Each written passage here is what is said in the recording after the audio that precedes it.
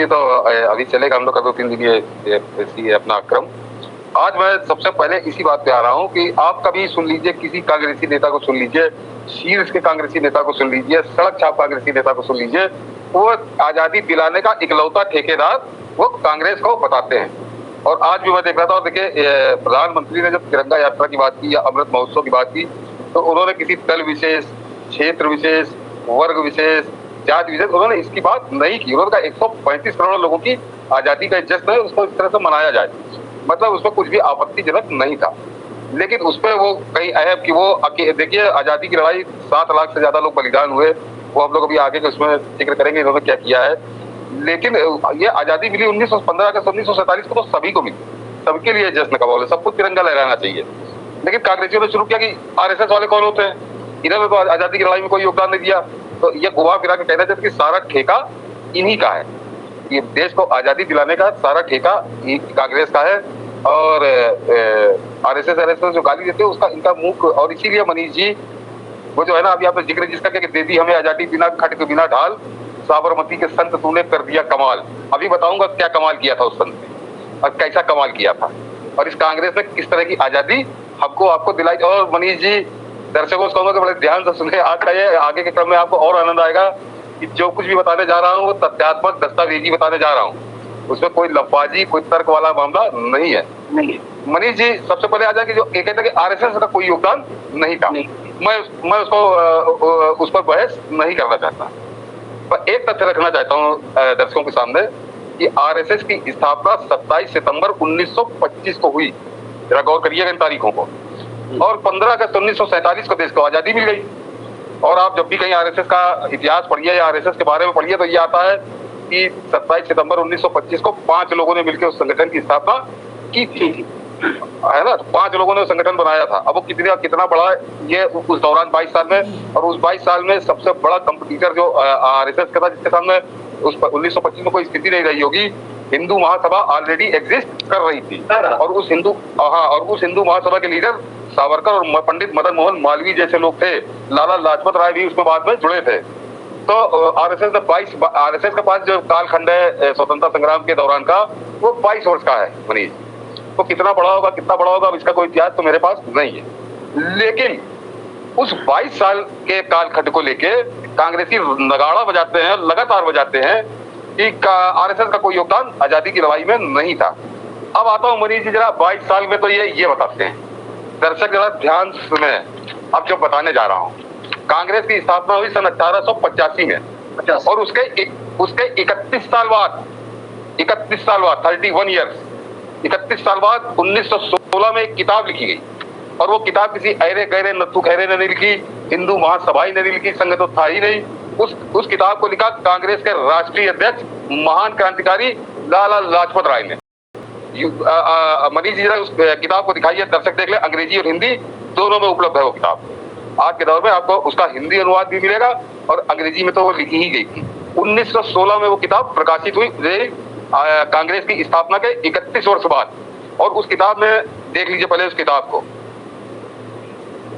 जी, young India, ये किताब internet पे ये किताब आपको इंटरनेट पे युवा भारत के नाम से हिंदी अनुवाद इसका आपको उपलब्ध हो जाएगा। जरा अब आइए कि जब कांग्रेस की स्थापना हो चुकी थी, उसको इसकी स्थापना के 31 वर्ष व्यतीत हो चुके थे, तब लाला लाजपत राय जो उस कांग्रेस के राष्ट्रीय अध्यक्ष है, जरा उन्होंने कांग्रेस के बारे में क्या लिखा। मनीष जी बड़ा गजब लिखा है। पहला उन्होंने लिखा है अपनी पुस्तक के पृष्ठ 111 से 113 के बीच, उन्होंने क्या लिखा है, यह आंदोलन ना तो जनता की प्रेरणा से आरंभ किया गया और ना इसकी योजना उसने बनाई। सच तो यह है कि इसके पीछे भारतवासियों की आंतरिक प्रेरणा थी ही नहीं।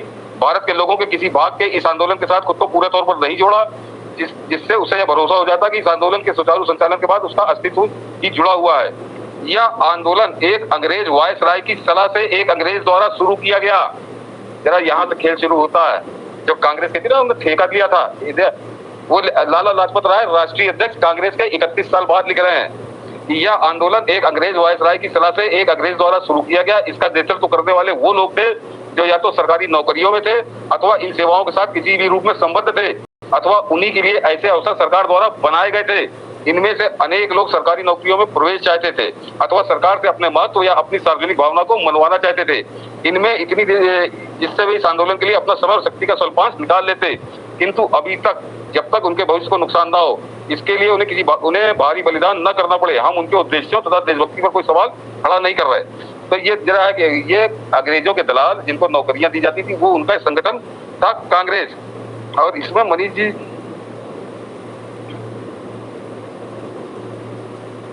यह कांग्रेस के नेताओं के लिए उन्होंने लिखा 31 साल बाद, यह नेता लोगों में जोश पैदा करने में असफल रहे। ऐसा शायद इसलिए हुआ क्योंकि उनमें त्याग भाव की कमी थी अथवा उनका यह त्याग नितांत तुच्छ था। इस आंदोलन से नेताओं का सामान्य जीवन, उनकी आमदनी, उनकी संपन्नता तथा ऐशो आराम किंचित मात्र भी प्रभावित नहीं हुए। ऐसे नेताओं को सरकारों में ऊंचे ओहदे दिए गए और अविश्वास उनकी और जनता के बीच अविश्वास की खाई और चौड़ी हो गई। ये कांग्रेस लड़ाई कर रही है। ये लाला लाजपत राय की युवा भारत, अंग्रेजी में यंग इंडिया, पेज नंबर 111 से 113 में आपको ये मिल जाएगा। कांग्रेसी जवाब देंगे। हिंदी और मराठी में भी ये उपलब्ध है। मराठी इसमें इन्होंने एक जगह और लिखा है, हाँ, पृष्ठ संख्या 164 में लाला लाजपत ने लिखा कि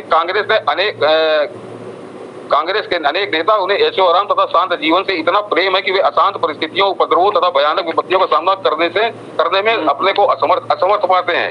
यही कारण है कि उग्रवादियों के तरीकों के प्रति उनमें विरक्ति का भाव है तथा वे आम लोगों तक अपना प्रचार कार्य भी नहीं कर पाते, वे बहुत धीमे चलते हैं। यह भी सत्य है कि इनमें कई लोग कायर हैं। कुछ ऐसे हैं जो स्वार्थ पूर्ति में लगे रहते हैं, उन्हें जजों के पद पर नियुक्त होने की ख्वाहिश रहती है, वे काउंसिलों के सदस्य बनना चाहते हैं, सर या राय बहादुर का खिताब पाना चाहते हैं, किंतु हम ऐसे लोगों को राष्ट्रवादी नहीं मानते। यह भी सत्य है कि कोई भी राजनीतिक पार्टी इस श्रेणी के लोगों से अछूती नहीं रहती। कुछ कांग्रेसी आचरण में उदारपंथी है, किंतु विचारों से गर्मदली है। उनमें साहस की इतनी कमी है कि वे स्वयं को उग्र दल वालों की पंक्ति में नहीं बिठा पाते। उसी प्रकार जैसे स्वयं को कांग्रेसी कहने वाले ऐसे लोग भी हैं जो पक्के राजभक्त हैं। जरा गौर करिए शब्दों पे। स्वयं को कांग्रेसी कहने वाले ऐसे लोग भी हैं जो पक्के राजभक्त हैं तथा सदा अपने हितों की वृद्धि के लिए चिंतित रहते हैं। ये इनका कांग्रेस का चरित्र है मनीष जी। और जो सबसे अंत में बताने जा रहा हूँ, तो पूरी किताब में बहुत कुछ है, मैं जरा चुनिंदा लाया हूँ दर्शकों के लिए। उन्होंने पृष्ठ 98, 98 केवल ये पैरा याद रखिएगा। 98 में कांग्रेस की स्थापना साम्राज्य हितों के लिए थी। ये साम्राज्य के हितों के लिए थी कांग्रेस की स्थापना। ये सब टाइटल से उन्होंने पूरा चैप्टर लिखा है। और उस चैप्टर में उन्होंने लिखा क्या है मनीष जी? यह तो स्पष्ट है कि उस समय कांग्रेस की स्थापना आने वाले खतरों से ब्रिटिश साम्राज्य को बचाने के लिए ही की गई थी, न कि भारत को स्वतंत्रता दिलाने के लिए। उस समय ब्रिटिश राज्य की सुरक्षा का सवाल ही मुख्य था और भारत के हित गौण थे। इससे भी कोई इनकार नहीं करेगा कि कांग्रेस अपने उस समय के आदर्श के अनुकूल ही चलती रही। यह कथन नितांत न्याययुक्त तथा तर्क संगत है कि कांग्रेस के संस्थापक यह जानते थे कि भारत में ब्रिटिश शासन का चलते रहना अत्यंत आवश्यक है और इसीलिए उनकी चेष्टा थी यथाशक्ति किसी भी आगंतुक विपत्ति से ब्रिटिश शासन की न केवल रक्षा की जाए अपितु उसे और मजबूत बनाया जाए। उनकी दृष्टि में देशवासियों की राजनीतिक मांगों की पूर्ति तथा भारत की राजनीतिक प्रगति गौण थी। जरा गौर करिए, कांग्रेस की कुंडली लिख रहे हैं 31 साल बाद 1895 इंडिया में, और यंग इंडिया में और लाला लाजपत राय लिख रहे हैं। और मैंने कहा ना कि ये किताब आपको युवा भारत के नाम से इंटरनेट पर मिल जाएगी कई प्रकाशकों की। तो 31 साल बाद तो कांग्रेस के ये कर्म थे। 22 साल का जिसका जन्म हुआ था 5 आदमियों से, उस आरएसएस के लिए कहते कि इन्होंने लड़ाई की, स्वतंत्रता की लड़ाई में इनका कोई भूमिका नहीं थी। तुम्हारी जो भूमिका थी 31 साल बाद, वो लाला लाजपत राय लिख रहे हैं, लाला लाजपत राय। और मनीष जी, ये तो मैंने लाला लाजपत, मैंने कहा राष्ट्रीय अध्यक्ष और लाला लाजपत राय के का परिचय के वो मोहताज नहीं है, जो है वो सब जानते हैं कि वो क्या थे। तो ये तो और मनीष जी ये भी बता दूं कि कांग्रेसियों को और शर्म आएगी, ये किताब लिखने के बाद 1920 में लाला लाजपत राय ही कांग्रेस के अध्यक्ष बने। यानी जो कांग्रेसी थे उन्होंने स्वीकारा कि लाला लाजपत राय ने जो लिखा है वो सच लिखा है, वो सही लिखा है।